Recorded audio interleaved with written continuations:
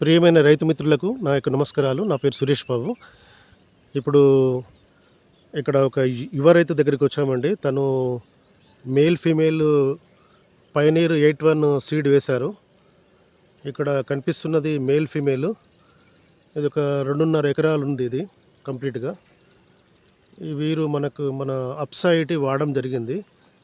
ఒకసారి రైతు మాటల్లో అప్సా80 వాడడం వల్ల కలిగిన లాభం ఏంది ఒకసారి తెలుసుకుందామండి. నమస్తే. నమస్తే ఏం పేరు నీ పేరు? సార్, నా దారాయణ పోషాలు బొట్లవలపతి గ్రామం. ఓకే. ఓకే. ఏ మండల్ ఇది? ఇది ధర్మారం మండల్. ధర్మారం మండల్. ఓకే.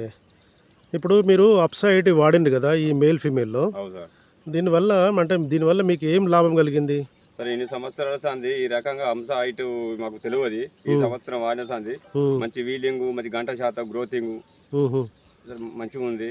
ప్రతి రైతు ఏ రైతు వాడే కానీ రైతుకు ఉపయోగపడే అప్సా80 వాడవలసింది, రైతుకు ఉపయోగపడుతుంది సార్. అంటే ఇప్పుడు మీకు ఒకటి గంట శాతం బాగా వచ్చింది, ఇంకోటి రెండోది ఏంటిది? గ్రోతింగ్ హైట్ బాగుంది, గ్రోతింగ్ ఉంది, ఇంకోటి పచ్చదనం ఉంది. ఓకే.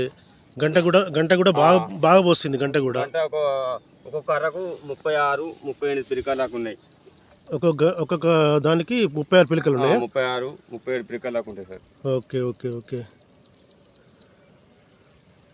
ఓకే. అంటే మీరు దీనివల్ల మీకు దిగుబడి ఎక్కువ వస్తుందని మీరు సార్ పక్కా ఇన్ని సంవత్సరాల కానీ ఇప్పటి వరకు చెప్పన్నా 3-4 క్వింటాలు ఎక్కువ వస్తాయి ఇన్ని సంవత్సరాల కానీ అప్సా80 అన్న. ఓకే.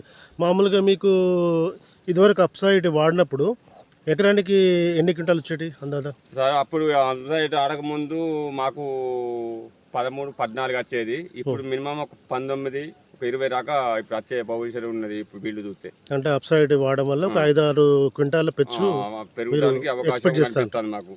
ఓకే. ఓకే. ఓకే.